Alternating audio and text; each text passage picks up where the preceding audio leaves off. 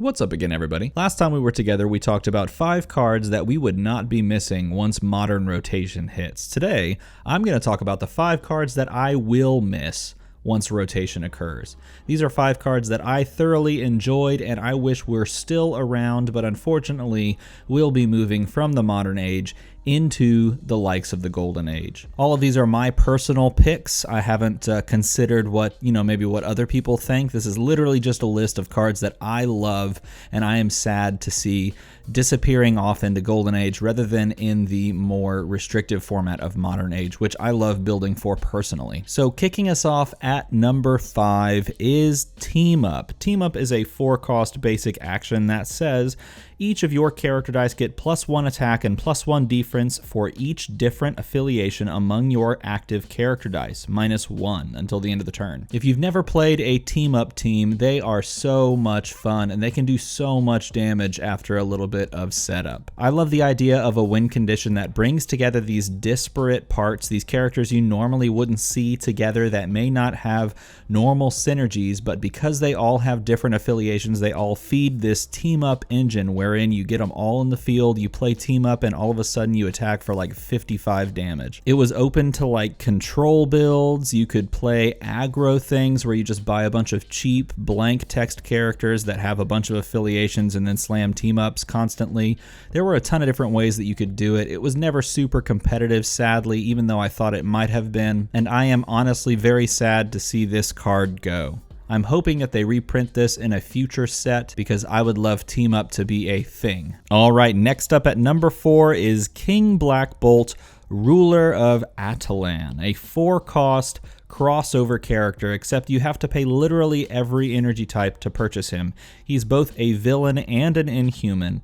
And he says you may not use ? Energy to purchase this die, this text may not be ignored, and while he is active, when he is targeted by a global ability or action die, he deals 1 damage to your opponent. So like I said, this list is literally just my subjective takes and picks, and I love this card. This is one of my top 5 cards in the entire game, just because of how much fun he was to play alongside of the Cosmic Cube, the rare Cosmic Cube that eventually got banned. He was so much fun to play those down and then to ping him or buff him or do whatever. And then once you did that, he just started dealing massive amounts of damage. His ability combined with that rare Cosmic Cube. It was just so much fun. He was a really cool, viable win condition that felt really fun to play. He had a little bit of setup because you had to go ahead and find a way to get him in the field and actually purchase him and all that sort of stuff. So there were a lot of people that used, like I did, the Katana and Nowhere combo where you get Katana out onto the field by paying for her ability and then Nowhereing her out to Nowhere Black Bolt in. It was super cool.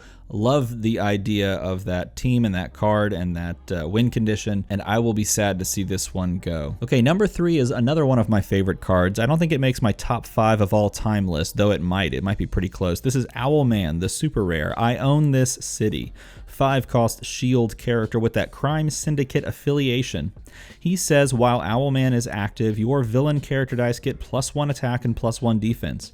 When he attacks, your villain character dice get an additional +1 attack and +1 defense. I had so much fun playing him alongside of like cheap villains that would try to flip the board, like the 2-cost Jervis Tetch that would take a sidekick, or playing him alongside of things that made everything a villain or did beneficial things to villains, like the Danger Room that made all of your characters and all of your opponent's characters villains.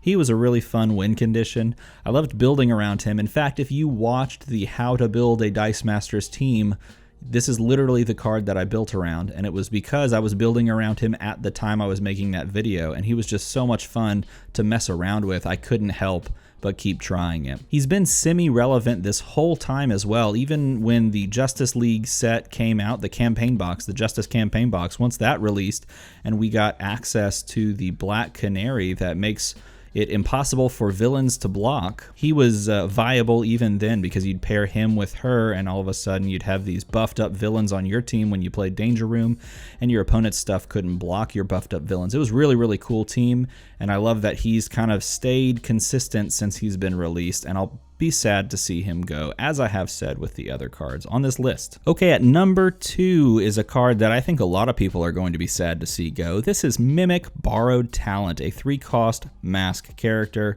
with that X-Force affiliation. He says, when fielded, copy the printed attack and defense of target character die, and this is the important part why we're all going to miss him. When a copy of that character die is fielded, draw 2 dice from your bag and prep them. If you've never played with this card, the point of the card, or what most people use it for, I should say, is to field this and copy a sidekick, the attack and defense of the sidekick, and then start fielding sidekicks of your own so that you can then just ramp your bag. Because every time you field a sidekick, you're going to draw 2 dice and prep them for next turn. So if you field 3 sidekicks on your turn after Mimic is active, then you're going to prep 6 dice from your used pile and your bag, right? Because your bag is most likely going to just be burned through. This card is so good for ramp.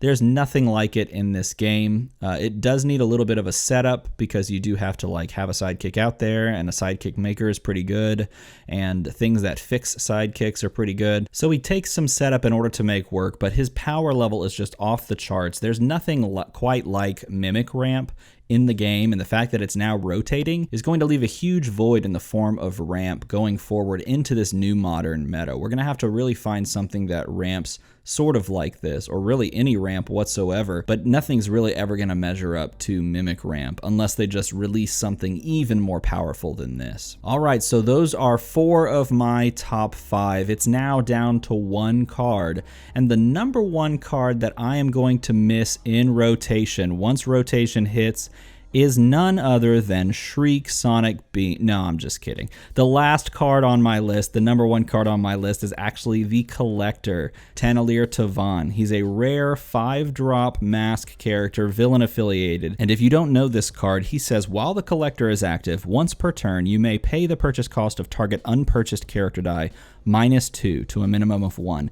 If you do, field that character die at level 1, and then return that die to its owner's card at the end of turn or when it leaves the field zone. This card had so many different ways that you could use it. It was so flexible, and it was such an interesting design. This was like one of my favorite cards of all time, similar to the King Blackbolt, Ruler of Adelan. This is definitely on my top 5 cards of all time list.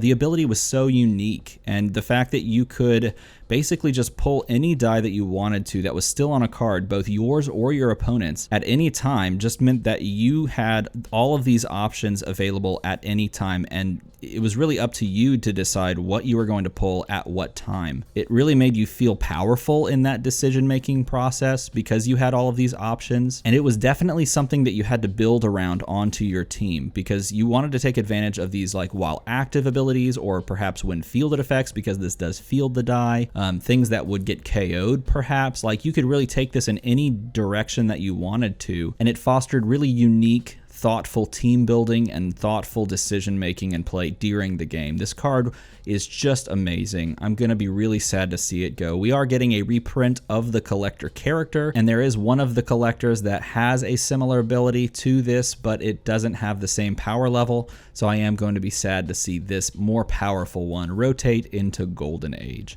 Though with that rotation does mean that there are a lot more things now available for this to kind of pull out, because once you're in the Golden Age format, you have access to everything that has ever been released in the form of Dice Masters, all the way back to the very first Avengers vs. X-Men set. So it might be time, with this rotation, it might be time to dive into some interesting and fun Golden Age combos now that there's just so much more available to us within the Golden Age. So what do you think about my 5 picks? Are any of these cards on your list of 5 cards that you will be missing? Let me know in a comment below. If you like Dice Masters content, I would really appreciate a like and a subscribe. Doing those things helps push this channel further up the old YouTube algorithms, getting it more out there to more people so that more people can see it and interface with the cool game of Dice Masters. So liking and subscribing would help a ton. As always, everybody, thanks for watching.